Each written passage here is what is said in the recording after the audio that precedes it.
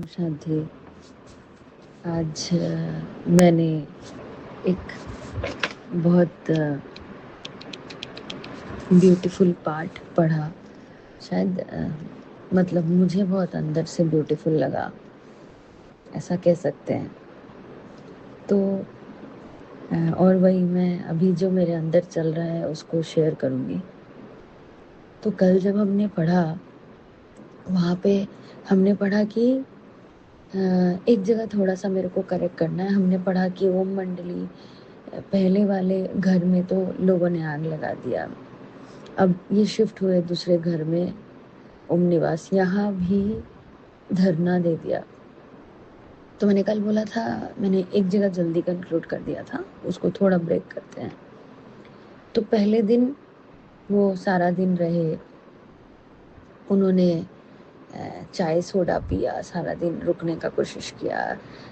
छोटे बच्चों को देखा, वो धूप में खड़े हैं, उनको जाने के लिए बोला, लेकिन उन्होंने वो दृढ़ता से वहीं अड़ी रही, बोला हम सब एक साथ जाएंगे।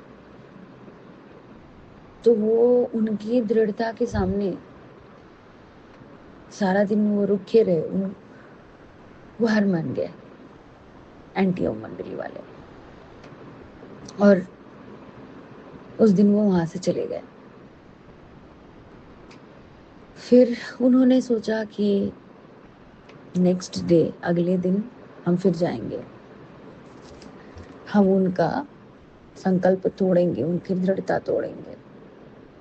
तो वो फिर से आए, फिर से वो सारा दिन खड़े रहे।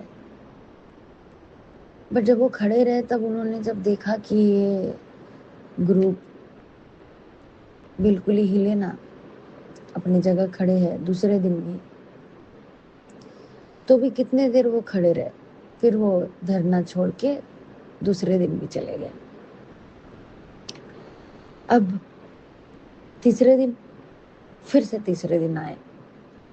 अब तीसरे दिन उन्होंने सोचा कि आज तो इनको तोड़ना ही है करके आए, और वहां धरना दिया फिर से। बट तीसरे दिन उनको कमिश्नर जो है, उन्होंने उनको वहां से भगा दिया।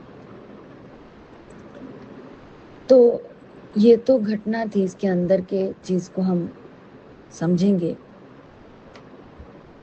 फिर पहले कहानी सुन लेते हैं। तो फिर उसके बाद क्या हुआ, जब उनके धरना को तोड़ के भगा दिया, और भगाने के बाद क्या हुआ कि यहाँ तक बातें खत्म नहीं हुई, क्योंकि छोटे छोटे बच्चियों को बाहर रख रहे थे, इतने दिन बाहर बच्चियां थी। तो काफी सारे जो आसपास वाले जो, या ये फैल गया ये इंफॉर्मेशन, न्यूज। तो एंटी ओम मंडली की बदनामी हुई, उनको उनको न्यूज़पेपर में उनके बारे में आलोचना करी गई, उनके बारे में जो बड़े, जो आसपास वाले थे, या जो ये पूरा चीज़ घटना फॉलो कर रहे थे, उन्होंने इस बात की आलोचना करी कि ऐसा नहीं होना चाहिए था, ये गलत हुआ, ये एक शांति फैलाने वाले ग्रुप को ऐसा नहीं इनको करना चाहिए था, परेशान। तो फिर जो मजिस्ट्री है, मतलब जो जिला मजिस्ट्री है, उन्होंने इन लोगों के खिलाफ एक कार्रवाई कर दी, ठीक है, एंटी ओम मंडली के खिलाफ। अब उन्होंने 100 कुछ धाराएं लगा दी, 112 तथा 107 के अंतर्गत इनको इनके विरुद्ध कार्रवाई की, परंतु इनके साथ साथ, इनके विरुद्ध कार्रवाई की, पति इनके साथ साथ ओम मंडली के भी 5 व्यक्तियों पे उन्होंने कार्रवाई कर दी, ये जो जिला मजिस्ट्री वाले थे। अब जैसे कहानी पे ध्यान देते हैं क्योंकि हम इसके लर्निंग को लास्ट में लेंगे। तो जैसे उन्होंने 5 ओम मंडली को कर दिया, तो यहाँ जैसे लिखा हुआ है कि जो शांति का प्रतीक है, जिन्होंने झगड़ा नहीं किया, जिन्होंने कुछ, जिनके घर को जला दिया, जिनको वहां से निकल के अपना नया आस्थाना ढूंढना पड़ा, जिन पे मारपीट करी, मतलब जिनको शांति भंग करने की कोशिश की, जिन पे अत्याचार किया, उन पे भी क्यों कैसे कोई केस लग सकता है, अशांति फैलाने का, वो भी तो ये तो गलत था। तो इसके कारण जो ओम मंडली वालों ने भी तुरंत मामला न्यायालय में पेश किया, मतलब हायर अथॉरिटी, हायर कोर्ट में पेश किया, जुडिशरी कमिश्नर तथा अन्य न्यायधारी को पेश किया। तो जब जुडिशरी कमीशन को पेश किया तो जुडिशरी कमीशन ने जो जिला मजिस्ट्रेट का बहुत क्रिटिसाइज किया। बोला उन्होंने कैसे आप एक शांति फैलाने वाले ग्रुप को कैसे आप अशांति के नाम पे डाल सकते हो। उनको बोला कि उन्होंने कानून का गलत इस्तेमाल किया है और उनको ये करने के लिए बड़ा तिरस्कार किया जिला मजिस्ट्रेट को हायर कोर्ट में, सुप्रीम ने। और जो जहाँ उन्होंने बोला कि आपने अहिंसा वाले जो रूढ़िवादी लोग हैं उनको उनको उनको आप प्रमोट कर रहे हो, जो समाज सुधारक है उनको आप रोक रहे हो। हाँ, और अगर आप ऐसा करोगे तो कैसे आप समाज सुधार कर पाओगे। तो ओम मंडली का कोई अपराध नहीं है, उन्होंने डिक्लेयर किया अंत में, ओम मंडली का कोई अपराध नहीं है। इनसे तो अनुचित और हानिकारक व्यवहार किया गया है। उच्च न्यायालय के अंतर्गत मतलब जो हायर अथॉरिटी ने तथा अन्य न्यायधारियों ने ये निर्णय लिया और ये निर्णय 21 नवंबर 1938 को सुनाया गया और जिला मजिस्ट्रेट को काफी क्रिटिसाइज किया गया और बोला ओम मंडली बिल्कुल कोई गलती नहीं है, जिन 5 लोगों के आरोप लगाया उनको मुक्त किया। तो जब हम ये पाठ पढ़ रहे थे तो ये चीज लगा कि पहला क्या हुआ, पहला शांतिपूर्वक दृढ़ता से खड़े रहे।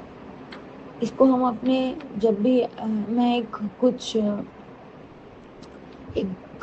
सोच में पढ़ी थी और मैं सोच में जब पढ़ी थी तो मैंने पहले ही तय किया था कि मैं अमृतवेला बाबा से उन सवालों का जवाब कोशिश करूंगी कि मिले, कभी कभार मिलता है नहीं मिलता, मुझे नहीं पता था, कुछ नहीं पता था। और एक अनुभव हुआ जब मैं उठी आज और ऐसा मानो कि बस बैठते ही किसी ने पकड़ लिया और युक्ति से, बड़े ही युक्ति से मुझे हर सवाल का जवाब मिला। ऐसा नहीं था कि मैंने कोई आर्टिफिशियली क्वेश्चन पूछा और किसी जवाब का वेट किया। ऐसा हुआ कि डायरेक्शन दिखा कि आपने कौन से रास्ते पे चले और क्या क्या चीज सामने आया, और उसको इस जो अभी हम पढ़ रहे हैं जो जीवन कथा, उस जीवन कथा के जो रास्ता है उससे रिलेट कराया। एग्जाम्पल जैसे दृढ़ता से खड़े रहे, तो कुछ एक सीन जिस बारे में मैं सोच रही थी, वहाँ दृढ़ता दिखाने की जरूरत पड़ी थी।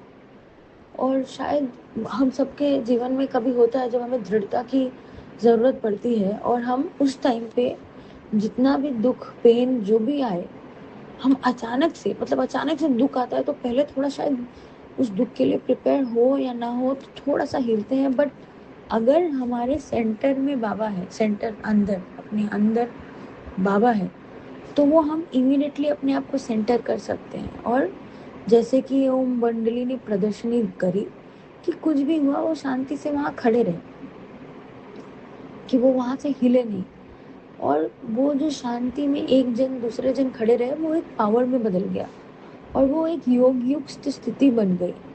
और उस पूरे टाइम पे जैसा पढ़ के अनुभव हो रहा है कि मुझे ऐसा अनुभव हुआ कि वो अगर उस टाइम पे एक बार भी बाबा के रिकमेंडेशन श्रीमत के खिलाफ जाते तो शायद ये चीज उनके फेवर में नहीं आता, जैसे उनको सबको क्लीन चिट दिया गया। तो ऐसा मुझे अनुभव हो रहा है कि जैसा ये सीन हो रहा होगा, ये सब आत्माएं नॉन जजमेंटल होके उस सीन में योग अवस्था में एक साथ अपने अभ्यास को प्रैक्टिस में लाए और वहाँ खड़ी रहे। उनके अंदर कोई गर्मी का या कोई संकल्प नहीं चला, क्योंकि एक तो उनका संगठन जो मतलब टूटने वाला नहीं है, क्योंकि यहाँ तो कोई एक दूसरे से संबंध के संगठन नहीं बना है, यहाँ एक विज्ञान से संबंध का संगठन बना है। तो टूटेगा क्यों? इसका मतलब जो वो यूनिटी डेवलप हुई वो मुझे वो पसंद है या ये मुझे पसंद है या ये मुझे पसंद नहीं है, ऐसे नहीं बना। ये एक बल, एक भरोसा जो बाबा के ज्ञान से संगठन बना, तो वो टूटा नहीं। तो ये उस शक्ति को दर्शाता है, ये दर्शाता है उनके अंदर की दृढ़ता। और जो मुझे सटली दिख रहा है वो मुझे लग रहा है कि उस टाइम पे इन लोग बिल्कुल ही नॉन जजमेंटल थे। उन्होंने इस पूरे सीन को शायद खेल रूप से लिया होगा। तो मुझे लगा कि जब मैं अपने किसी सीन को सोच रही थी, किसी डिसीजन और कोई कॉन्वर्सेशन कोई सोच रही थी, तो मैंने भी देखने की, परखने की कोशिश करी कि ये उस टाइम पे जैसा था और मेरी स्थिति कैसी रही। तो ऐसा एक बहुत ही अनोखा एंड ब्यूटीफुल अनुभव हुआ। और दूसरे वाले पार्ट में और एक ब्यूटीफुल अनुभव हुआ, जहाँ यहाँ बोला गया है कि ओम मंडली के 5 लोगों के खिलाफ जब कार्रवाई करी गई, जब इनकी कोई गलती नहीं थी, वो हाई कोर्ट में गए। इसका मतलब ये है कि हम ज्ञान के रास्ते पे चल रहे हैं, हमने शांतिपूर्वक ज्ञान को फॉलो किया, हम खड़े थे। तो हमें काफी हमारे टाइम पे गलत लांछन लगते हैं, मतलब ये तो लगना ही है, लगेगा। वो तो अब तो मुझे स्वीकार हो गया है कि जितना जितना आपका बदनामी होगी वो होना ही है। आप अलग पथ पे चल रहे हो, तो ये तो मैंने अंदर से एक्सेप्ट कर लिया। बट मैंने ये भी इस बात से सीखा कि जब उनके लांछन लगाया गया, वो खड़े रहे, उन्होंने स्टेप लिया, वो आगे बढ़े, वो हायर कोर्ट में गए। इसका मतलब जब भी हमारे जीवन में कहीं पे, और अगर हम सटली रहे कि हमने बाबा का पथ फॉलो कर रहे हैं, तो जहाँ ज़रूरी है वहाँ हमारे लिए, अपने आप के लिए हमें खड़े होना पड़ेगा। मतलब ये नहीं कि अच्छा ड्रामा में यहाँ तक हो गया मतलब ये हो जाएगा, कहीं कोई चीज़ छूट गया है, हम ड्रामा को एक्यूरेटली फॉलो कर रहे हैं, मतलब हम इम्पेशेंट नहीं हो रहे हैं, हम उस दरिया से बाहर नहीं निकाल रहे, उस बाउंड्री से बाहर नहीं निकाल रहे। चेकिंग खुद की है, हर स्टेप में हम अपने आप को स्ट्रेच कर रहे हैं। करते हुए कुछ एक सीन आया जहाँ हमें भले कहीं अप्लाई, या भले किसी से बात, या भले आगे जाके खड़े होके अपने आप को प्रत्यक्ष करना, या भले अपने लिए स्टेप लेना, भले कॉन्फ्रंटेशन करना, भले डिप्लोमेटिक होना जरूरी है, because that is also part of the drama unfolding. Because when we take a back seat, because we take ourselves lesser than what we, मतलब we are not letting the drama unveil, for the drama to unveil, for them to say कि इनकी कोई गलती नहीं है, ये जो majesty है, मतलब जिला मजिस्ट्री है, ये गलत है।